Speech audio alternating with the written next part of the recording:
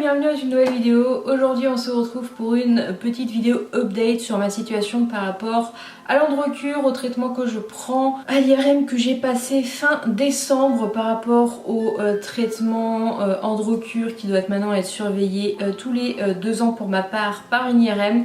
Je vous mettrai ici les vidéos où les premières vidéos que j'ai fait sur l'Androcur qui provoque des méningiomes, mon traitement, tout ça. Où je vous ai laissé la dernière fois, c'est que je devais faire une IRM fin décembre et je l'ai faite et je vais vous dire tout de suite le résultat avant de parler plus en détail.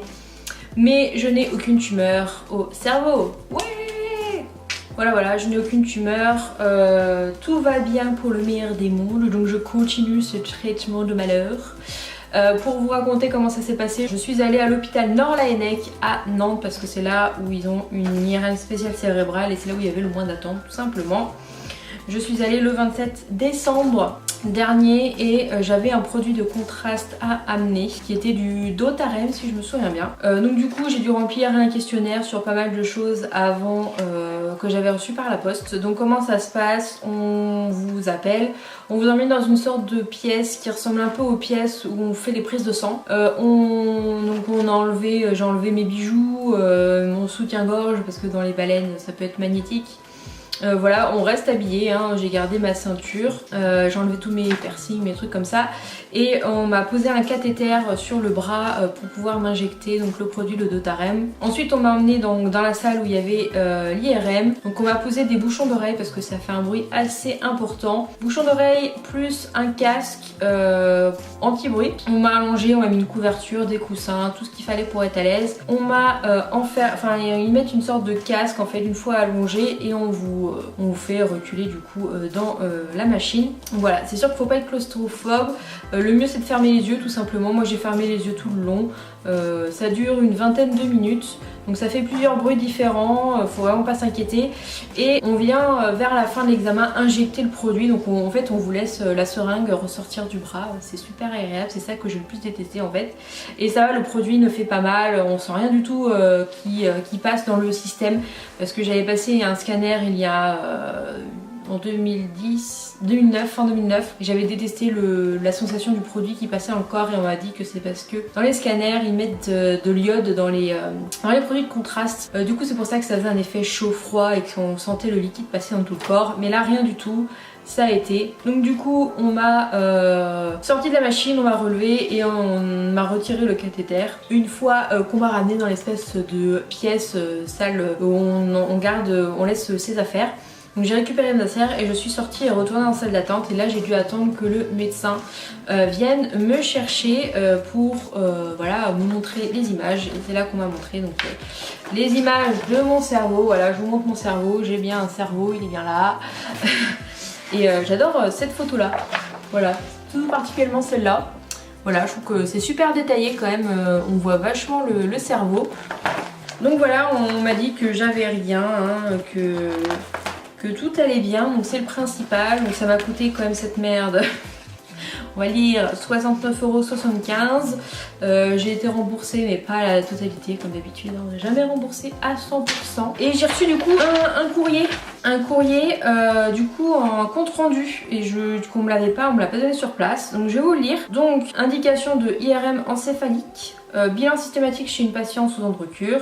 La technique, utilisation d'une IRM 3 Tesla, réalisation de séquences de diffusion à cartographie ADC dans le plan, flair 3D, T1 3D, T1 3D avec injection de gadolinium. Voilà, je sais pas si ça vous parle, voilà. Donc en gros, la filière ventriculo-cisternale est en place, fine, non latéraux-déviée, non dilatée, pas de processus expansif supra- et infratensoriel, j'imagine. Pas tentoriel. Absence d'anomalie de signal et de la substance blanche sur l'ensemble des séquences flair, que ce soit dans les régions périventriculaires et ou sous-corticales. Pas de syndrome de masse intra-axiale, supra- et infratensoriel. On note 2 tout petits hypersignaux punctiforme sous-cortique au fronton gauche non spécifique, donc je ne sais pas ce que c'est, il m'en a pas parlé, donc voilà.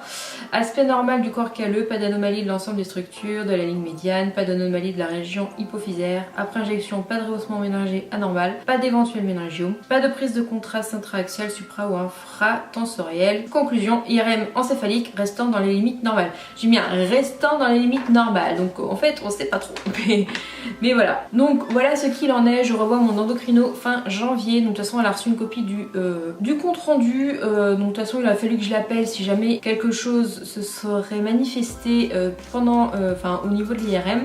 Donc tout va bien de ce côté là, donc je continue mon traitement. Par rapport au traitement qui a été divisé par 2 depuis le mois de octobre-novembre, j'ai eu une période où j'ai eu de l'acné pendant le premier mois. Après j'ai eu les cheveux qui devenaient gras tous les 2 jours. Là les cheveux ça va et maintenant j'ai de l'acné. Alors ça se voit pas beaucoup à la caméra, mais voilà, j'ai le front tout granuleux. J'en ai là, j'en avais un là et j'en ai dans le cou, et ça fait des années que je n'ai pas eu bouton dans le cou. Donc je commence à avoir dans le cou et dans le haut du dos. Donc je sais pas s'il faut que on va avoir au mois de janvier là, parce que ça fera 3 mois. Si je rattends encore 3 mois, parce que bon c'est pas non plus catastrophique, si je rattends les 3 prochains mois, on va la revoir pour qu'on réévalue. Ou si je augmente la dose parce que au niveau de l'acné, voilà. Il faut que faut peut-être attendre 6 mois pour que mon corps prenne le temps, parce que voilà, mon corps est drogué, hein, faut le dire, mon corps est drogué à l'androcure depuis, ça va faire 9 ans maintenant. Donc faut peut-être que mon corps prenne le temps de se mettre en place par rapport à la baisse du traitement. Donc voilà pour ça. Sinon il y a quelque chose qui est ressorti encore de l'ANSM début décembre, donc je voulais vous en parler dans cette vidéo. ANSM Cyproterone. Donc il y a un nouveau courrier qui a été diffusé le 3 décembre, un autre comité encore s'est regroupé fin novembre et ont sorti de nouvelles prescriptions à mettre en place par rapport à l'androcure.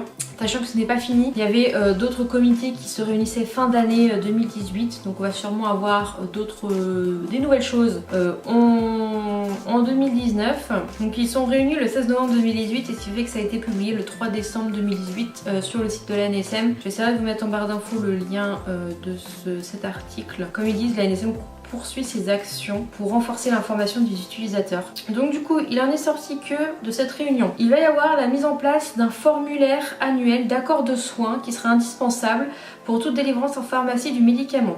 Afin de susciter l'échange entre le patient et son médecin, ce formulaire d'accord de soins sera co-signé par le patient et le prescripteur. Donc voilà, si vous prenez l'androcure, ils vont continuer à en prendre. On va devoir signer des papiers tous les ans, comme quoi on est d'accord par rapport, à mon avis, à tous les risques qu'il encourt. Ensuite, il va y avoir la production d'un document d'information à destination des utilisateurs actuellement traités ou envisageant un traitement par acétate de cyproterone. Donc du coup, ce document devrait être diffusé d'ici la fin du premier trimestre 2019.